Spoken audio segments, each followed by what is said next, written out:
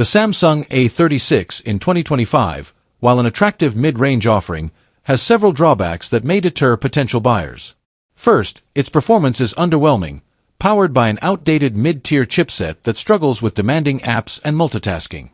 Second, the device lacks a high refresh rate display, which is now standard even in budget phones, leading to a less smooth user experience.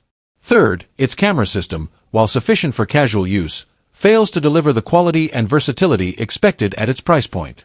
Fourth, the A36 offers limited software support, with only 2 years of updates, making it less future-proof.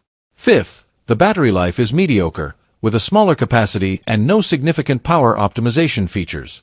Sixth, the phone's design feels dated and lacks premium materials, reducing its appeal in a highly competitive market. Seventh, it lacks 5G connectivity in some regions, which is a deal-breaker in an era of widespread 5G networks.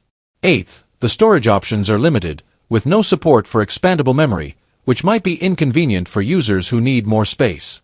Ninth, Samsung has cut corners on charging technology, offering only basic charging speeds compared to competitors that include faster options. Lastly, the price of the Samsung A36 is relatively high for the features it offers, making it hard to justify when compared to better-equipped alternatives in the same price range. These factors combined make the A36 a less appealing choice for buyers in 2025.